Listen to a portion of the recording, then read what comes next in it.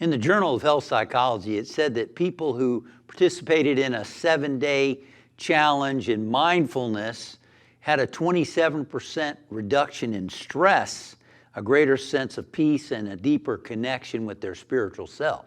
So I've got my 7-day challenge for you. You ready? Day number 1, practice self-acceptance. That's right. Another way of looking at it is self-acknowledgement. It doesn't mean you're not going to change something about yourself, but let me explain. Self-acceptance, for 1 day, I want you to be able to just be aware of what emotions come up for you, what thoughts come up for you, without trying to change them, without getting upset at yourself for having them. You know, maybe there's anxiety, maybe there's joy, maybe there's anger, maybe there's lust, maybe there's other self-consciousness, whatever it could be. Or maybe you witness some judgmental thoughts about another person, or have these thoughts generated by anxiety. I want you to just practice 1 day just being present to what's going on. And when you notice the emotion coming up, maybe take some deep breaths to let yourself relax. Or, try to relax your body around it. I just want you to develop that awareness of what's going on in call it your humanness. So we're talking about self-acceptance because you're not beating up on yourself, you're not getting upset, you're not pushing the emotions away. You're not saying, I don't want to feel angry, I don't want to feel anxiety, I shouldn't feel anxiety. No, you're just noticing it, letting it come in, and you're maybe taking some deep breaths and relaxing your body around it. So you're not trying to change it, you're letting it be there. All right, that's day 1. Day number 2 challenge is practice stillness. On the 2nd day, I want you to take some time to find a comfortable place to sit. Hopefully it's quiet, but it doesn't have to be around you. It doesn't have to be. Don't let that be an excuse. I have done this on subway trains, buses, and in crowds. You can do it anywhere, really. But anyway, find a quiet place if possible, and just take some time to just watch your breath. Feel the breath flowing in and out of your nasal passages, if you can. If that's tough, then feel the rising and falling of your chest. Or just listen to the sound of your breath moving in and out. Whatever you can do to just keep your attention on your breath. And when your mind starts thinking about other stuff, that's okay. Just bring it back to the breath. So you're going to do that for, say 2 minutes. Practice that for 2 minutes. If you want to go longer, good. And after you've watched your breath, you keep bringing your attention back to your breath. And then just sit there for a few seconds and just feel the effects of watching your breath. So that's the 2nd day, to practice some stillness. If you can do that twice a day, wonderful. If you can do it throughout the day, say every hour, you just watch your breath for 30 seconds or something like that, it'll be awesome. So day number 3, challenge for day number 3 is practice letting it happen. Letting it happen. What does that mean? Well, that means that because you got still in the stillness the day before, hopefully you carry that over to your 3rd day, now you don't have to force things to happen. You don't have to get anxious and tight and stressed. Just relax and trust that Spirit, God, whatever you call that presence, that divine intelligence, just trust that it's guiding you. Trust that it's unfolding through your mind, through your heart, through your body, through your behavior, through your choices, through your environment, through people in your life. Let it happen. Let things unfold according to this divine order, you could call it, divine intelligence, you could call it. You're not forcing, you're not struggling, you're not trying to make things happen. You're letting them happen through you, through your consciousness. There's an old metaphysical saying that God can only do for you what God can do through you. You see, you don't make it happen. You let God do it through you. You become an avenue, a vehicle. And now life becomes, you're relaxed. Now you become You let things happen. You allow God to work through you. In the book of Genesis, which is the first book of the Old Testament, the Hebrew Bible, it says, God said, let there be light. It didn't say God struggled to make light happen and to create people in the earth. No, it says, let there be. So that's what I want you to do. On day number 3, I want you to let. Let doesn't mean you don't take action. You take action letting divine intelligence guide you, letting spirit flow through you. Okay? Now, so experiment with that on day 3 and see how much more relaxed, at ease your day, how you feel should be, and notice what happens. So, day number 4 on this 7-day challenge is tune into spiritual guidance. Tune into guidance. When you're facing a decision, and we all have decisions to face every day, particularly practice with the little decisions that really don't mean that much, just to get practice. But just know that Spirit is guiding you. God is guiding you. In fact, that's a great affirmation to hold in your mind. God is guiding me. Love is guiding me. Spirit is guiding me. Whatever name works for you. And to remind yourself throughout the day, God is guiding me. God is guiding me. You're getting ready to work on an assignment. God is guiding me. You're getting ready to write a letter. God is guiding me. You're getting ready to text somebody. God is guiding me. You're trying to solve a problem. God is guiding me. Affirm it. Know that for yourself. And when you have a decision to make, practice what we did on day number 2. Get still, quiet, focus, get in touch with your heart. And the great yogi sages talk about the point between the eyebrow being the seat of God-centeredness or Christ consciousness, spiritual consciousness. Some traditions call it the spiritual eye, the third eye. You can ask a question at the spiritual eye and then listen for a response in your heart. So you can offer up, shall I do this or shall I do that? Whatever the options are, and listen to a response in your heart. See, so now you're practicing getting in tune with guidance. And this is a wonderful thing that you can do the rest of your life. Start practicing, getting a sense for, does it feel right inside of you? Or is there a clenching, sort of a nervous feeling, a contractive feeling inside of you? Learn to listen to that. Of course, you're going to use your brain also. You're going to consider the facts. You're going to consider the information you have. And you're going to listen to your inner feeling about it. And you're going to put it all together to come up with an answer and a direction to go in. So practice listening to your spiritual guidance on day 4. Day number 5 for the 7-day challenge is practice the presence of God or Spirit, whatever name you have for that presence. Practice the presence of God. Now you can do this in many ways. Frank Laubach, who was a missionary, he used to try to think about God once every second. I mean, every minute. Every minute he would try to think about God. Maybe it would be a Bible verse. Maybe he would just think, hello, God. Maybe he would think of God in some other way. And he said he felt an amazing sense of God's presence throughout the day just by doing that. He said it's just by a little gentle pressure of the will.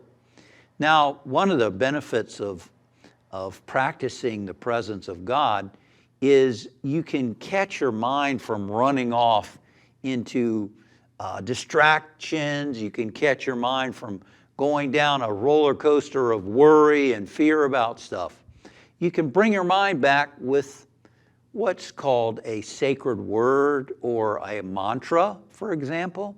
A mantra in the East is where you take a sacred word like God, or in the Sanskrit word Om. You could take, if Jesus is important to you, or Buddha, or the word love, or spirit. You can use that to practice the presence of God throughout the day by mentally in your mind going God, God, God, God, God.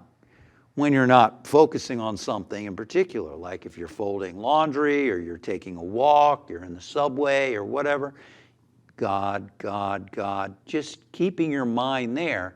And that's a great habit to develop, because if your mind starts to worry about something, you start to fret about something, you can bring it back to God, God, God, God, God, God. And that develops a consciousness of peace, a consciousness of joy. And simply by bringing your mind back to that word, you can really uplift yourself.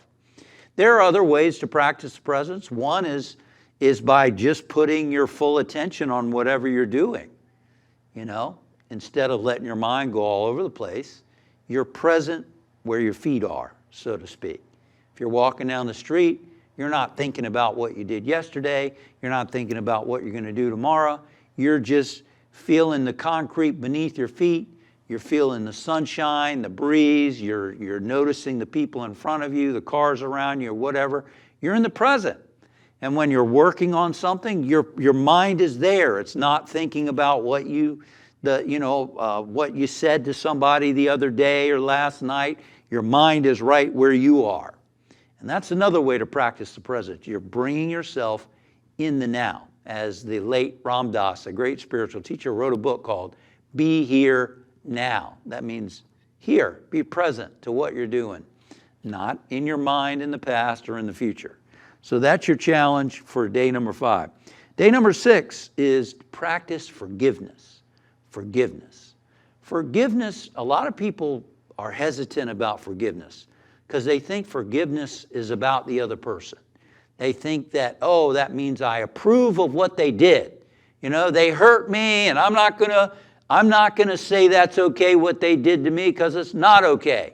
That's perfectly fine. Forgiveness is not about them. You're not about saying it's all right that they did that to you. No, that's not what forgiveness is. Forgiveness is about freeing yourself. You see, you don't want to carry around bitterness, anger. You don't want to be constantly telling yourself a story about that person that bothers you and upsets you. You know, it's done, it's past, it happened. We got to move on. Life is happening now, not back then. So to constantly feel those feelings and whenever you think of that person or something triggers a memory of them and you have these feelings and this story comes up about what happened, that keeps you imprisoned. You don't want to live there. That blocks your good. I'm telling you. You don't want to live there. It's not good for your health. It's not good for, as the earlier challenge we talked about, let it happen, let it unfold. No, you're blocking it. So the key is to forgive, to free yourself. To forgive essentially is to learn how to change the channel of your mind.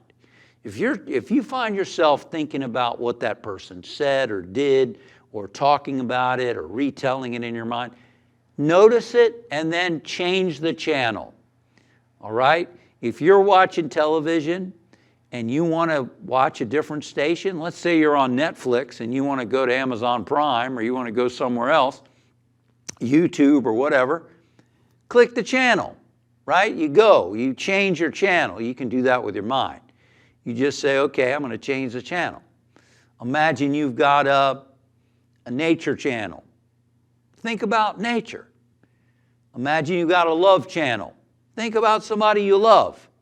Think about your pet, dog or cat or partner or spouse or parent or grandparent, whoever, uncle, aunt. Go to the love channel. Shift your attention. You see, you can do that. You can have other channels. Bring up a favorite song, favorite music. Shift the channel. And what will happen is that'll start to become a habit. That old story that's been playing in your mind will lessen. It'll become less important. And you'll start to develop the habit of tuning into a different channel. So practice forgiveness. Before you go to bed, the late, great metaphysician Emmett Fox said, before you go to bed, say, I forgive everyone and everything. I forgive everyone and everything. Don't go to bed with some resentment and anger. Just say, I forgive everyone and everything. You're not approving of what they did. You're just saying, look, they're not their behavior. They're a spiritual being. Doesn't mean you're going to ever hang out with them again. Doesn't mean you're going to do business with them again. It just means you're going to set yourself free. You're going to stop thinking about what they did or didn't do. And you're going to live in who you are as a spiritual being. You're going to live in presence of love and peace and joy and not let anybody disturb that. Okay, that's day number 6. And day number 7, let's finish the challenge off with something fun. I want you to practice your sense of humor. Everybody has a sense of humor, right? Now, it doesn't mean everybody's funny. Doesn't mean everybody is a comedian. But, you know, even comedians need people who, in order for a comedian to be successful, he needs people to laugh. If somebody laughs, it means they have a sense of humor, doesn't it? It means they found something he said or she said funny. That means you have a sense of humor. Everyone has a sense of humor because you're created in the image of God, and God is the source of all joy. God is the source of all joy, which includes a sense of humor. You know, some of his great prophets and teachers and masters had great senses of humor. Jesus had a sense of humor. You can see it throughout his teachings. You know, he tells the story of the prodigal son who goes to his dad, wants his inheritance, squanders it, ends up in a pig pen with the pigs. This is a Jewish man ending up in a pig pen, okay? Pigs are not kosher. You know, Jewish people keep kosher. Pigs are not kosher. Just a little wry sense of humor. You know, there are lots of great saints and sages who had a great sense of laughter. And somebody can say, yeah, but Justin, there's so many problems in my life and there's so many problems in the world. I feel selfish laughing and you know, having a sense of humor. Well, if you don't have a sense of humor, what are you doing? You're bringing more sadness into the world. The world doesn't need that. The world needs joy. The world needs humor. Practice seeing the funny in life. Practice seeing the humor and stuff. There's lots of it going on all the time. Someone said, you know, when you learn how to laugh at yourself, there's always something to laugh about, right? If you can laugh at yourself instead of getting upset with yourself, instead of getting critical of yourself, go, you know, well, there you go again. Made the same mistake. Learn to laugh at yourself. Now, let me just say, a lot of people are very critical of others and they have a really hateful way and they laugh about it. You know, there are a lot of people who think hateful humor is funny. It really isn't. Think about it. There's a lot of stuff that people say that's hateful and people laugh, but why are they laughing? Is it because it's really funny? Or is it because they feel a little guilty? It's a nervous laughter and they know what they're doing really isn't right. That's not what we're talking about. We're talking about really looking for the stuff that's really funny about yourself, about life. Lighten up. You know, the Bible, Proverbs, the Old Testament says, a merry heart doeth good like a medicine. That's right. The more you laugh, the more you're going to feel better.